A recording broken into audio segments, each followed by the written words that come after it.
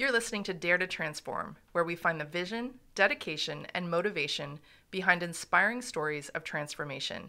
This is episode number 1, the yin and yang of entrepreneurship. I'm your host, Angela Harris, founder of Work of Heart, bringing you a Missing Link Technologies production. My guest today is Chantal Gaudet. She is a community builder, a longtime entrepreneur, and the co-founder of both Purevita Yoga and Elsie Builders. As a dedicated yoga instructor, her goal is to inspire people to reconnect with themselves and to help her students to put themselves at the top of their priority list. Welcome, Chantal, to Dare to Transform. Thank you for having me. I am so excited to have you here today for this very first episode of Dare to Transform, and I wanted to share a bit about why I'm here before we get into your story. So flashing back to 2015, I found myself in the midst of a cancer scare and a burnout. I had 2 small children, and I was traveling around North America, flying almost weekly. And one day, as I was getting out of the shower, I remember thinking, okay, so if I have cancer, I will quit my job.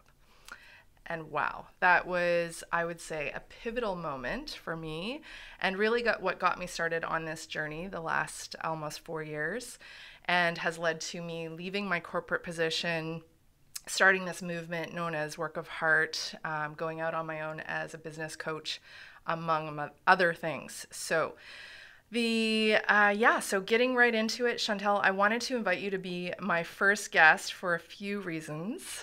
First and foremost, you are my very good friend, who I refer to as my spicy Zen yogi friend. Second, you have been such an inspiration and support to me as I started my own entrepreneurship journey.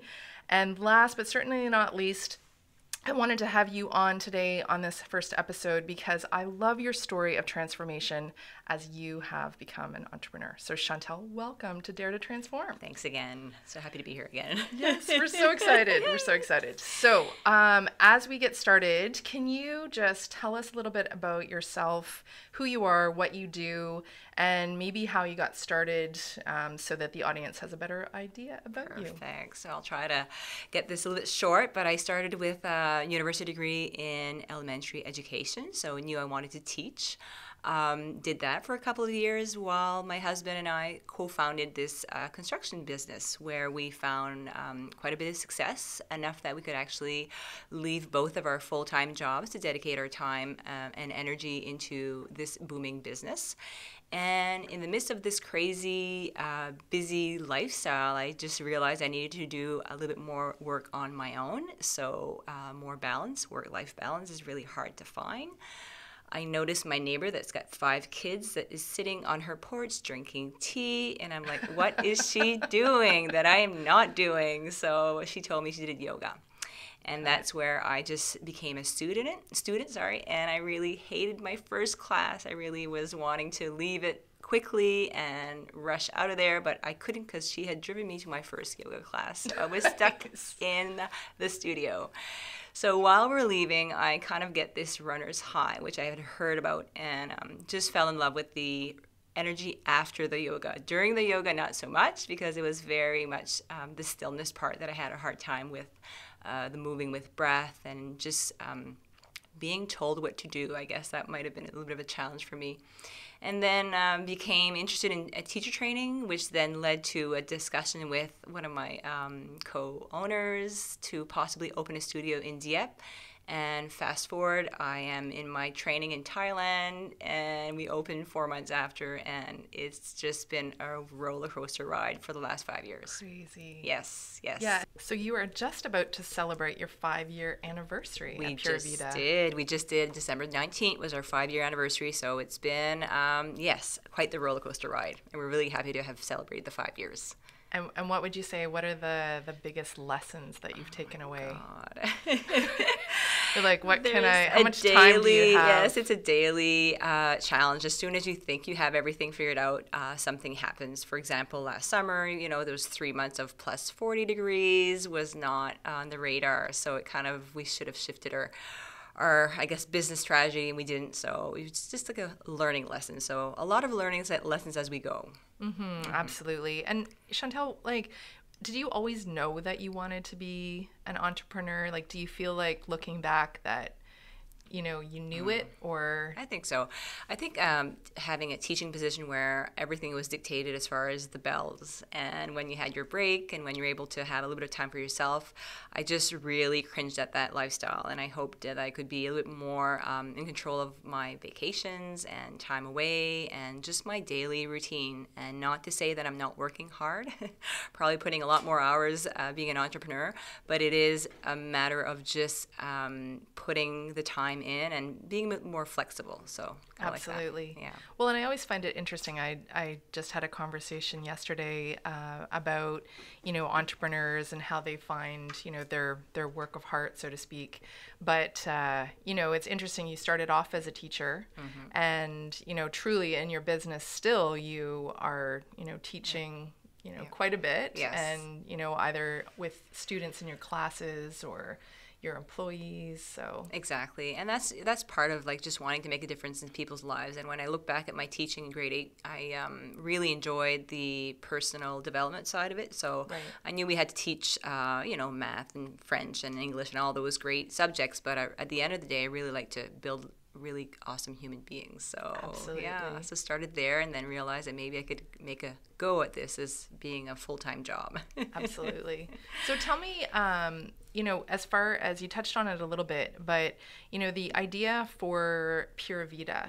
So how did the idea for that business, I mean, you had been, I think, 10 years with LC Builders at that point with your husband, Lionel. Yes. So how did the Purevita and the yoga side of it come to be? I think it's just a matter of that time in my life that I wanted something for me. So obviously LC Builders was very much my husband that wanted that. And as I grew into it, I loved it. And I really enjoyed the whole building something from scratch. It's just amazing that you start with you know, a piece of land and then you end up with a beautiful home at the end. And to me, it was at that point I was about to turn 40 and thinking, what do I want to do? So seeing his passion getting up in the morning, I really wanted that for myself. And yoga was just something that I always really envisioned as something that would help other people like myself. And that's what we've created. A lot of business people come do yoga, and it's beautiful to see that they actually take the time to do that. So starting there, and also offering the opportunity for amazing teachers, a great place to work, because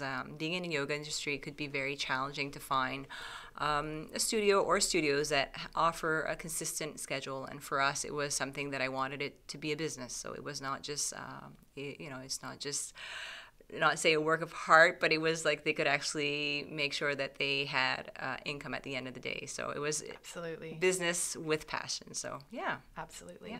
I think it's cool too. I was reading your bio before I came in here this morning, and I think it's a cool story too of how you've merged your businesses, because the building in which Purevita is, you know, your company and you and Lionel built that.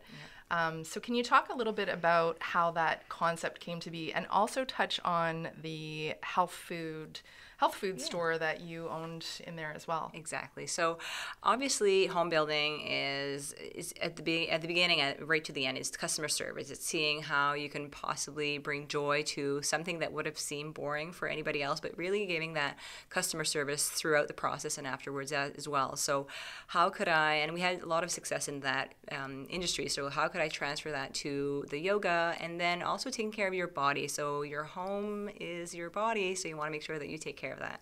And so obviously yoga was the first passion, and when we built the building where Purevita is located, we were looking to have businesses that would complement the whole wellness industry. So that's where we brought in Sequoia Dieppe, which we owned at the beginning. We developed and then we eventually sold, which we're really happy to have fantastic owners that took care of our baby afterwards. So it's just a matter of just linking, taking care of yourself through the home, the body, and then obviously with the food that you're putting in your body. So it's like it's a whole like 360 on all ends of your life. I love it.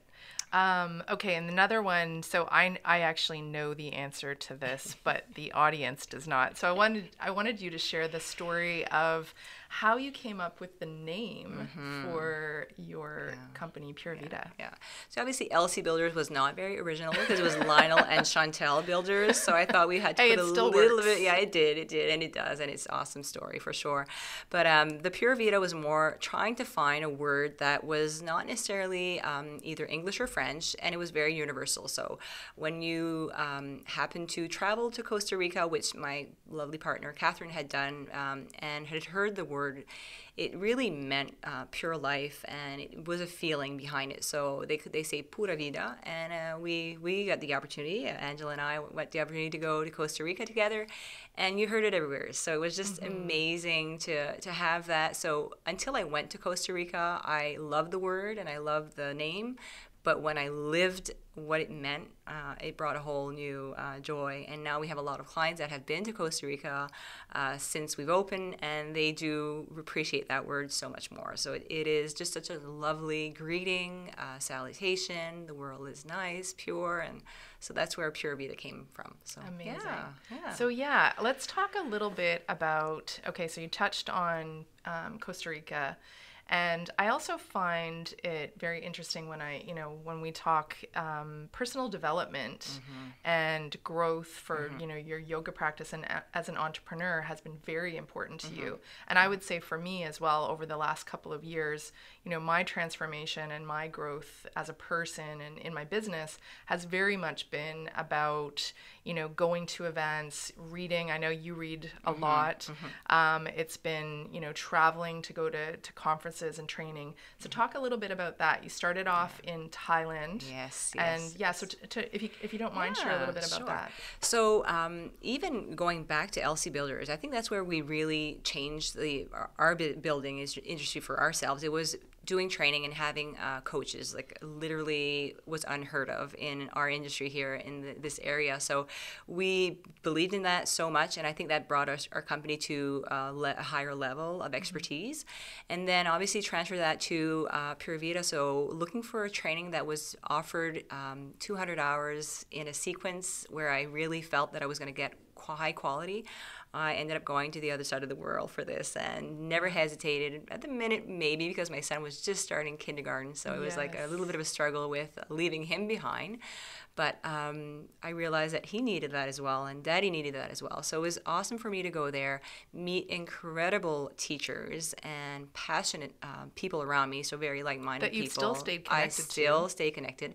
And that is always a dilemma because I've met so many great people that every time I plan a trip now, it's always trying to encompass meeting up with a few of them. So that's where the Bali trip came afterwards. It's like, okay, how could I have a training in Bali because I really want to meet or reconnect with a good friend of mine that I met through my Thailand training. So every training has brought me meeting amazing people and also making sure that I do my work on finding the proper training, because a lot of training is out there. As any industry, you have some that are a little bit less quality, so references are key for me, and I always make sure, because it's a big investment as well. I mean, leaving for either 2 or 3 weeks, flying other side of the country or the world, you want to make sure that you're getting your best quality training possible. So far, so good. Yeah. And I think it's really important to sometimes to step out. So for me, it's getting away from the day-to-day. Kind of your comfort zone. Yeah, absolutely.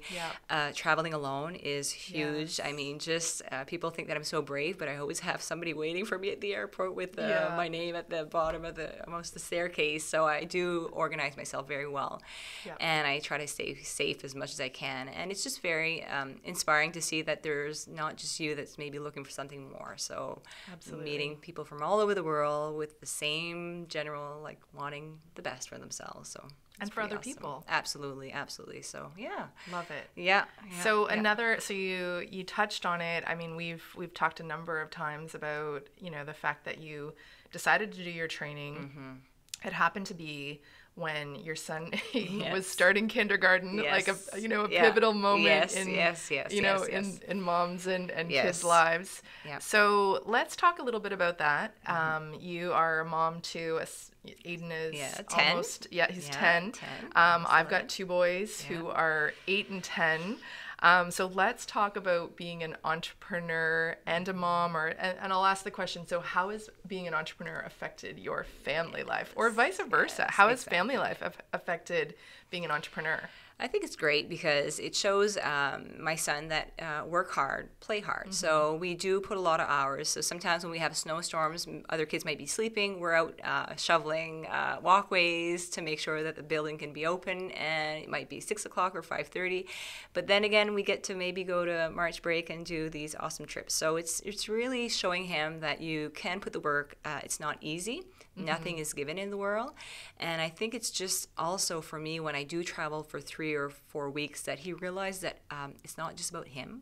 Right. So that's the key. I think sometimes as parent we always put the kids first all the time, and we kind of lose sight of ourselves. And I don't like the word selfish, but I kind of feel a little bit when I'm leaving. But then when I come back to see the energy that and the bond that's been created with the son and my husband, and the independence. I mean, he is a little rock star as far as like very social and not clingy, which is something that I really wanted him to be, independent. So I think it's a great opportunity for him to see that he can create his world. So the opportunities are there. So we just got to work hard. Well, and I think, even for myself, it's been wonderful for me to be able to talk about, my passions and my business. And I have seen that entrepreneurial spirit, starting very quickly for my kids, mm-hmm. right? Like, it's entertaining. Like, my youngest Quinn will be like, okay, so I want to sell my drawings. So do you think I can sell this for $25? I'm like, I'm not sure, but we can certainly try, right? And then, my oldest son is very much into it. I just talked to him yesterday. He's really into podcasts, as it turns out.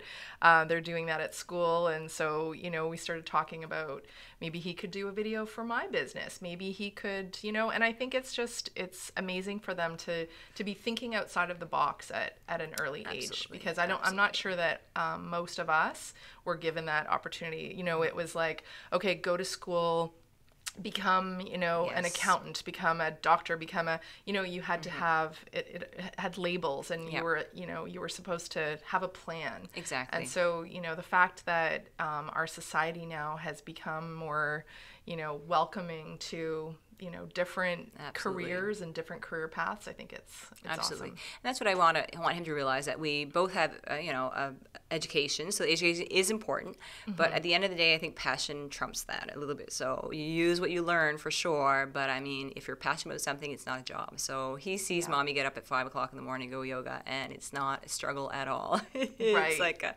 and sometimes like, mommy, I think you're too much at the studio and not enough at home. I'm like, okay, yeah, I know. Sometimes they're like, because they have no filter, they tell us things and see things that we wouldn't necessarily see, right? But I think it's awesome that he realized that you can really love your job. So for me, it's just hopefully he's going to get that, because what a sad story to hate a job. I mean, right? It's such a long life. It's such a beautiful life. Do something you love and you're passionate about, for sure. Absolutely. Mm-hmm. So is there a typical day for Chantal Gaudet? No. Like, what does it? No. No. I know you are a morning person.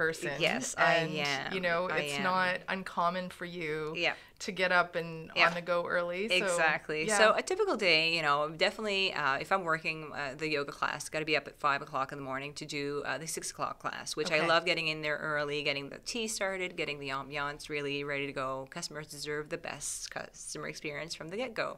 Yeah. And but if I'm not teaching, I'll be at home and have breakfast with the boys, and then send them off to school, and kind of go to the studio, set up again, all about the details. It's just like going around, because we have amazing staff that take care of the cleansing. The cleansing. I know, we talked about that. The cleanliness of your studio is super important to you. So it's almost, it's just crazy. It's just because I've been to so many studios, and there is this, I guess a perceived what it's going to look like and smell like, because it's a hot yoga studio. Right.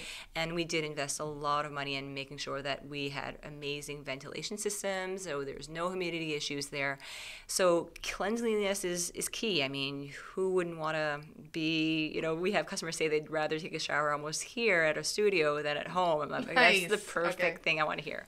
Yeah. So for me, it could be almost cleaning in the morning if I see that something is not quite right, or writing inspirational chalkboards, or heading out to the job site. Yesterday I was helping my husband grout countertop. So Nice. it could be a little bit of everything. So Yeah. it just needs to be done at the end of the day. And You make it happen. Absolutely. And we try to love what we do always. I mean, even the grouting yesterday, we tried to have a little bit of fun with that. So it's a task that seems boring, but if you have a little bit of fun with it, it could be fun. Now, and I also know that you're very, your daily routines are very important to you. And so talk a little bit about that, about your own yoga practice, meditation. Yes. I know you're a huge reader. Yes, So tell us a little bit yes, about yes. that. Well, reading is, I think that's one of the keys to success, is reading on either other successful people. It could be, I'm not good with names and authors, but it could be the guy that opened Starbucks to just anything. Just, you always catch something from every book that I've read. There's always Every something. story. Absolutely.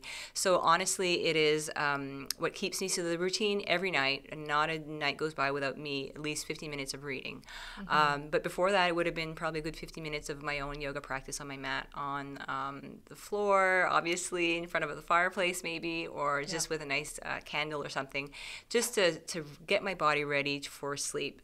We used to be... we would watch TV before going to bed, and no more. Yeah. I decided that was a long time ago. That was not as efficient. So basically that, and I do have a nice, it's called magnesium. It's called Calm. I think I have a nice warm drink as well. That. So Yes. around 9 o'clock, everything starts to shut down at the house. So my warm, calm tea drinking routine starts, to yoga, and then reading, and also journaling as well. So the meditation is a struggle. I am wanting to learn that. I'm reading about it right now. So I'm trying to find my right guru, I guess, to help me with that. Absolutely. So, Well, and I will say, I have also struggled with insomnia my whole life. And as I started my journey towards Work of Heart and where I am today, I realized that for me to get better sleep, I needed a bedtime routine. And it makes sense, right? Especially if you have kids, you know how important routine is and being consistent. And so for me, very much the same. I will have a hot shower. It doesn't matter if it's 40 degrees outside or if it's like, midnight, I will have a hot shower, and I'm like, very, I'm very intentional about the things that I do and don't do before bedtime. So I do think that it's important. Meditation, I mean, I think it seems to be a struggle. I'm putting that in quotation marks. Not everyone can see that, but it seems to be a struggle for many people. It is. And yet everyone knows how important it is and how, how they can get such, It's supposed to be so simple and yet so difficult for most. And I'm guilty of that. I mean, I started my yoga practice, very physical practice. It was called a Bikram routine, where you basically had so many poses and you did them twice and nothing would vary. So I needed that structure. And then it went to a little bit less structure, and then it went to a restorative practice, which is complete opposite. You're basically amazing. Staying still for 5 to 6 minutes in poses where you're all like with cushions and all these great things. And just to be still is so much harder than me doing sun salutation. So it's really... so it's still a challenge for you all these years later. It is because it's so different from our everyday lives. Everyday lives, you're kind of running and you're trying to catch up with team snaps, with kids have activities or, school and all that. And then suddenly you're asked to stay still. Wow, I could be doing more other things, or other things that are more important. So it's always a reminder that this is what I need to be doing the most, is doing nothing, probably. Well, and it's interesting, I think there's a lot of misconceptions around meditation and around stillness. Yes. I will say, again, as I started on that journey 3 or 4 years ago, I had done a introduction to meditation. Was it Christine Hathaway? Yes, Christine. I think at your studio. Yes. And so you know, I knew that I was dealing with a lot of stress and insomnia and just like adrenal burnout, like all of it. And so I had gone to Christine's workshop at your studio, and as she was talking about meditation, I realized how complicated I had made it seem. And So really, like, simple. you know, it's so simple. And when I mean, I don't do it enough. I don't, for what I want to do. But I realized after that workshop that sometimes it just meant me sitting in my car, Yes. which I spent a lot of time in my car. But you know, it's sitting in my car and closing my eyes. That's it. Not while driving, though. Not while Not, driving. not while driving. Exactly. Key point. Don't drive with your eyes closed.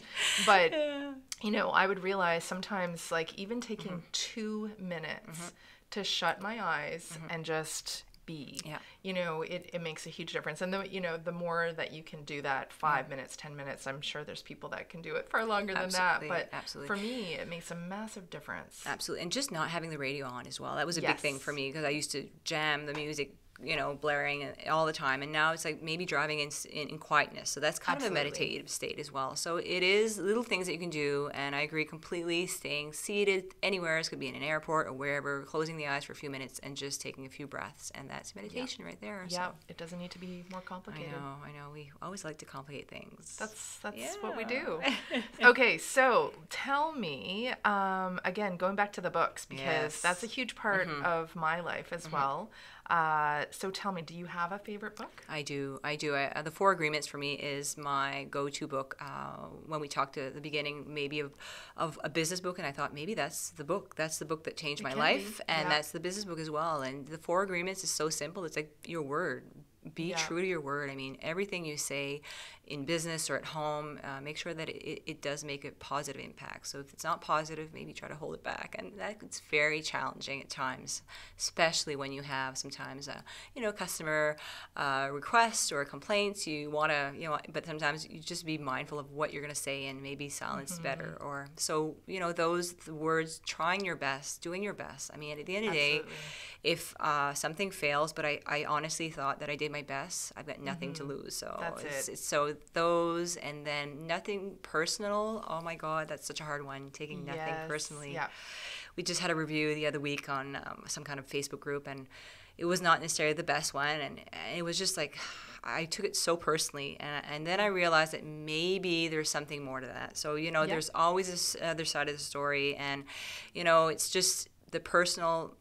It's hard. So, but it's got to be done. You can't take everything personally. So those agreements for me are just, so key. That's a great book. So that's it. And I reread it every couple of weeks. I just kind of pick it up. It's at the side of the bed keep it by and just remind myself to reconnect with those four agreements for sure. I love that. Yeah. And so how would you, does your inspiration come from books or from connections? Like, where does inspiration, ideas for your business and for what's next for you, where does it come from? Oh my God, it's passion. It is passion, and it's going to different countries or cities or even here and seeing passionate people around me, either a restaurant or a business, and I just love quality customer service. This is just key.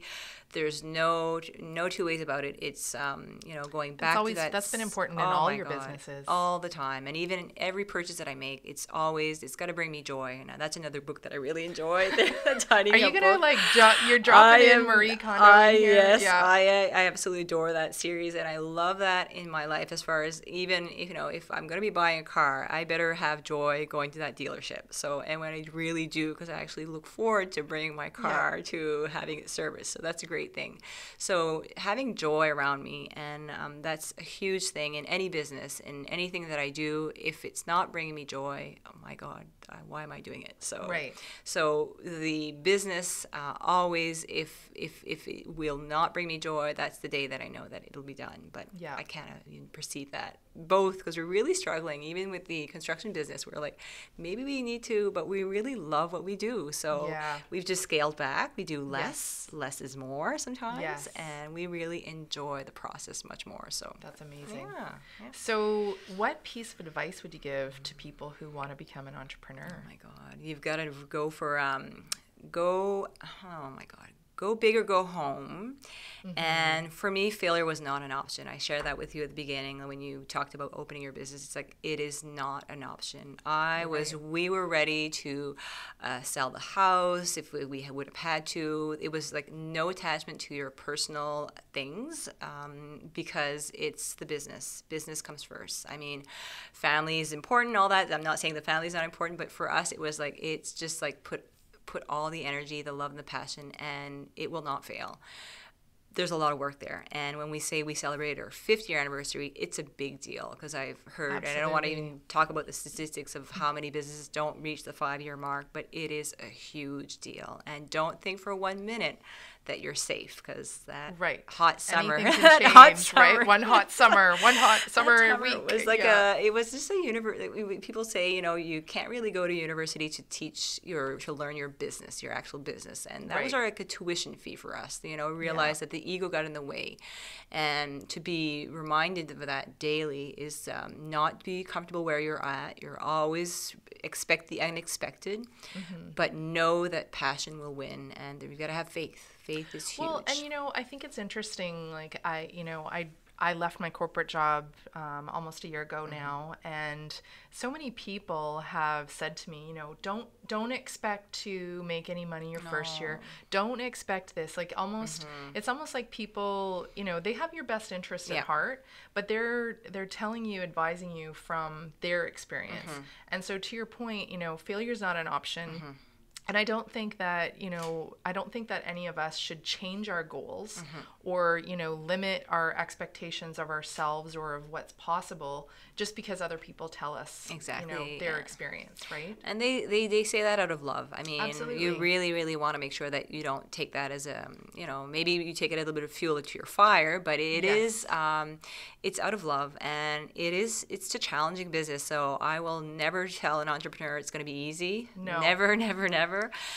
There's days that you just want to sit down and cry, and those are okay, because that's part of the process. That's the roller coaster, and I would not change one thing. So even after having a few ups and downs, it's always possible to go up. So absolutely. Well, I don't know if you remember this, but a couple of years ago, when I was starting off on this, we were having a conversation. You were one of the people that kind of kept me on this and, kept me positive about it. But I was talking about, this being a risk.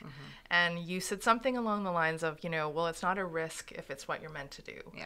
And, I still think about that. When you're, because you do have to sometimes invest in your business, invest in yourself for professional development or whatever.